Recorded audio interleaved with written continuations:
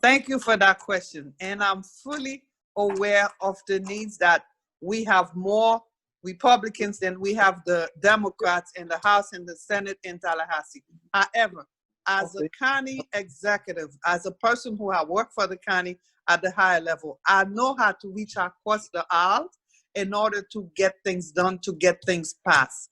I have worked with legislators at the state level because I was fortunate to move up to the county from the bottom to the top, where I had to deal with legislators, Congress people, commissioners, all of them, in order to get things done. You just have to know, once you know the system, you know the bad heads, you know the good, the bad, and the ugly.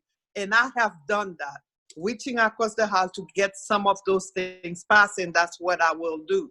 Believe me, I'm committed to do that. Not that you are going to thing pass, but I'm good at reaching across the aisle. I'm a people person. I'm not going to compromise my integrity for anything. That's something I intend to keep.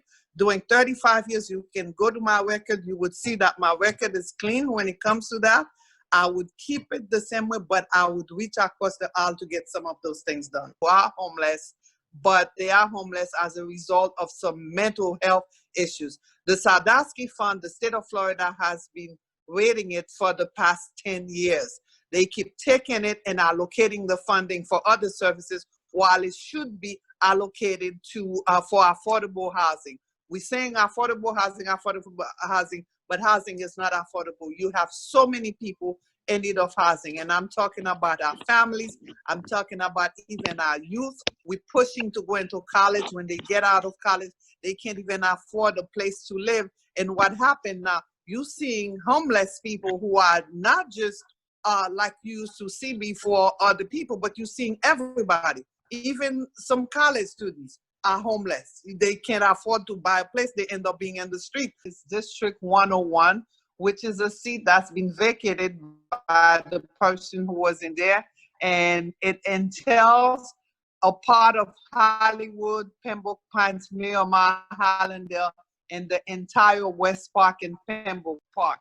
It's a fairly large district that starts on the north end from Taft. On the west end, it goes to Douglas and Pembroke Pines and University and Miramar. And on the east side, it goes all the way to Dixie Highway. So it's a pretty fairly large district, but it's a pretty diverse district. And I intend to work very hard and get that seat because I see all the work that can be done. And together with the resident of the district and the supporters, we will make it happen. I've always have an interest in seniors. I took care of my mother in my own house. She had a stroke, and I took care of her for 14 years because I did not want her to be in a nursing home because it's so many issues. But when you and often come up with regulations, stronger regulations for those nursing homes. It's heart-wrenching what happened during COVID to our seniors that we're supposed to care for.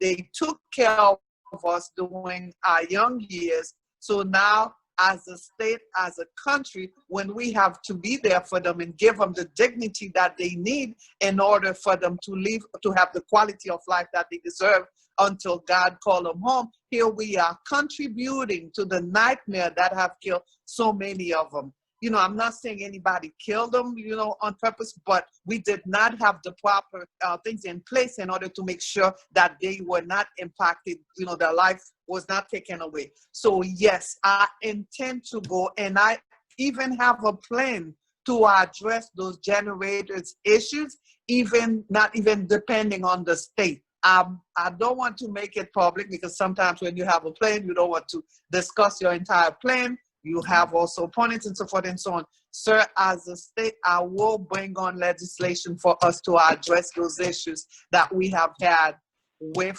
those. Sad the fact that we had to go there. We had to wait, which is what I told you. We have reactive leaders, not really proactive when it comes to the management of our state, when it comes to making sure that we have things in place for our seniors to fare off better during a pandemic or during a crisis, during a hurricane. Yes, yes, yes. I will be working with my colleagues in order for us to get those things in place. And also each nursing home should have a plan that need to be revised on a yearly basis in order to address those issues. In most cases, if you lose your job, you lose your health care automatically. Now, if you have Medicaid, and when it comes to Medicaid, we have a lot of people who fall into the donut hole. Those who don't make that much money, they can make $1 over and they not qualify for Medicaid. We have a crisis. We have to admit we have a major crisis in the healthcare system. We have to make sure that our children, our families, our seniors are taken care of when it comes to healthcare, because this is something that no one can avoid. We all get sick at one time or another, or we have to be proactive as far as taking care of ourselves before it gets too late. So I support healthcare for all. I support Medicaid expansion, and I will be fighting in Tallahassee in order for us to make sure that everybody is covered. And tell you the truth, we can do it as a state. We can do it if we start putting money in the wrong places or stop giving so many high tax break to those big corporations. We taking care of big corporations and we killing the little one, the major one, by imposing more taxes in them.